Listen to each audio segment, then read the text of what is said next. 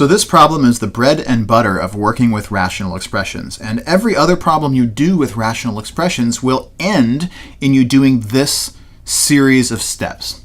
Specifically, this is a series of steps where we're going to reduce a rational expression, a quotient of one polynomial by another, into its lowest terms. So we're going to find the simplest form of expression of this rational expression. How do we do it? Well, anytime you work with rational expressions, the steps that you do are exactly the same as the steps that you would do if you were working with a fraction. So the strategy to figure out the simplest form, the lowest terms of a fraction, is to figure out what factors may be canceled in the numerator and the denominator. So before we can answer that question, we have to know what those factors are. So the process of simplifying a rational expression always starts with factoring, because it's only after we factor that we know what can be canceled. And the biggest mistake that I want you to avoid making is trying to cancel something that's not actually a factor. There is no canceling before you have completely factored everything in sight in the numerator and the denominator. So what not to do is to look at this expression and say, oh, we've got a u squared up there and down there. We can just cancel those two things away. No, we cannot. So to simplify a ratio of two polynomials, to simplify a rational expression, the strategy is first to factor everything in sight in the numerator and denominator. And then any factors that are common to the numerator and denominator may be reduced, giving you a simpler form. There is no canceling before you factor everything in sight. So this is also going to be a test of your factoring skills as well. The first step in our strategy is going to be to look at the numerator and denominator and factor them completely, which begins for polynomials by factoring out the greatest common factor, if that's a useful thing to do. If our leading term happens to have a negative coefficient, we should also include that negative as part of the factoring out process. This is just a convenient step. I find that it helps to make our lives a lot easier. After we've factored out any greatest common factor that we can get, we'll also use the trinomial factoring techniques, the difference of square factoring techniques, the perfect square factoring techniques, factoring by grouping, any other factoring techniques that we know to get those polynomials to factor as completely as possible. And once we have factored as completely as possible, then comes the fun part. Then we can cancel any factor that is common to the numerator and the denominator. Any factor which is shared upstairs and downstairs can reduce and disappear. So once we've then canceled all the common factors from the numerator and denominator, we'll just re-simplify everything back out. Any factors which remain after the canceling process will re-multiply to get the simplest expression of our final answer. So let's remind ourselves about how it works with fractions, rational numbers, because the process is completely analogous. Let's take an example of a rational number, 36 over 56, and think about reducing it into its simplest form. Well, we have to identify what are the factors that are common upstairs and downstairs that we can reduce. To do that, we need to know what the factors are. So if I factor 36 completely out into its prime factors, I find a pair of 2's and a pair of 3's. 2 times 2 times 3 times 3. That's what 36 is. Likewise with 56, 2 times 2 times 2 times 7. That's a complete prime factorization of the number 56. And after we've factored completely, we can see what cancels. We can cancel a factor of 2, which is common upstairs and downstairs. We can cancel another factor of 2, which is common upstairs and downstairs. And when we cancel these factors, they leave the number 1 in their wake. And 1 is the expression of nothingness in the land of multiplication and division, right? Multiplying or dividing by 1 is an invisible operation, which is why when we cross them out, they can just be thought of as going away.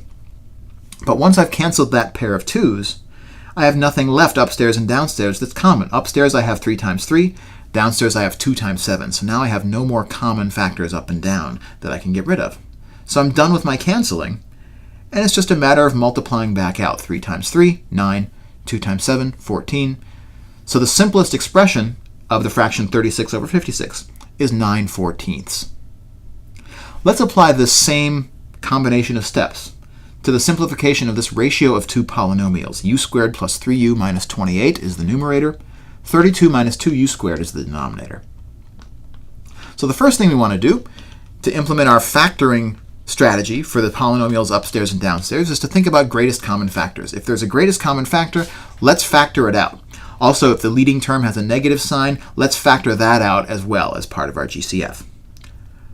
Upstairs, u squared plus 3u minus 28 has no greatest common factor that's interesting between that triplet of terms, right? The only thing those three terms have in common is 1, which is not an interesting thing to factor out. So as far as the greatest common factor method goes, there's nothing for us to do upstairs. Downstairs, 32 minus 2u squared. Those two terms do have a non-trivial greatest common factor. They have a 2 that they share in common. Also, because that leading term, the term with the highest power of u in it, the minus 2u squared, because that's got a negative sign in its coefficient, we'll also take that negative sign away as part of its greatest common factor. You'll see why that helps in a second. So that means the first actual factoring step that happens here is we're going to factor negative 2 out of the denominator. When I factor it out of the negative 2u squared term, it leaves me with just u squared. When I factor negative 2 out of the 32, it leaves me with negative 16.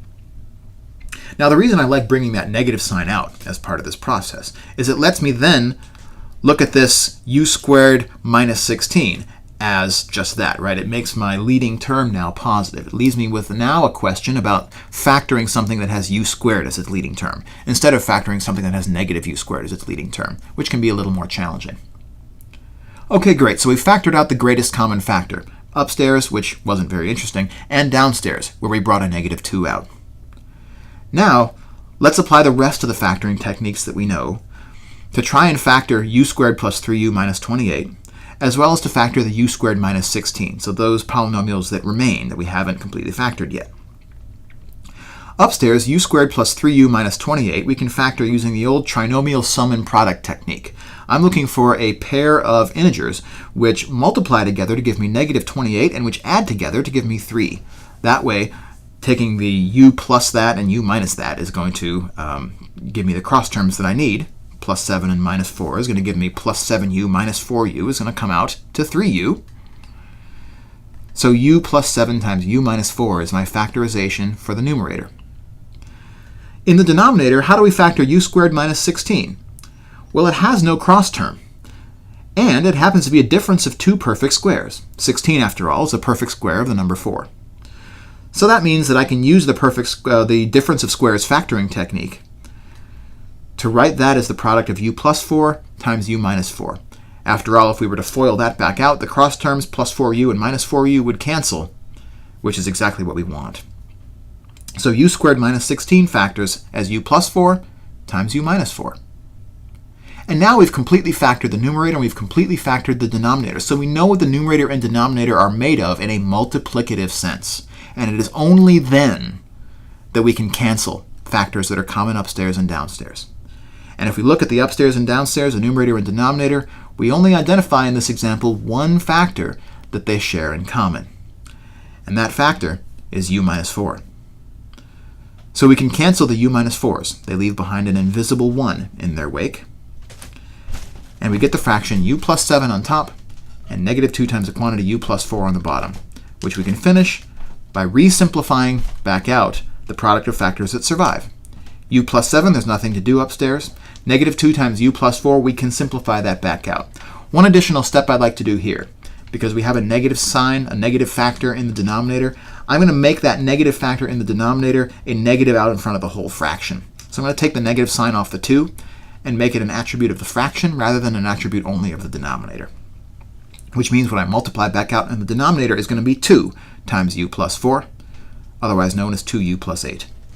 My numerator is u plus 7, and so my quotient is minus the fraction u plus 7 over 2u plus 8. So this process of simplifying a rational expression into its lowest terms is one that you are going to do in nearly every question in which you work with rational expressions as the last step in the problem.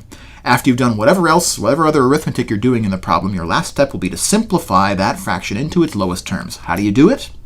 Well, the first thing you must do, because you can't cancel before you factor, is to factor everything in sight completely. Use whatever techniques that you know from the factorization of polynomials to do this. Once you've factored everything completely, you can then identify which factors cancel. They're the ones that are common to the top and the bottom. Once you cancel those common factors on the top and the bottom, you then have a lowest terms expression of your original fraction, which you can then simplify back out by remultiplying the factors which did not cancel and which survived your cancellation process.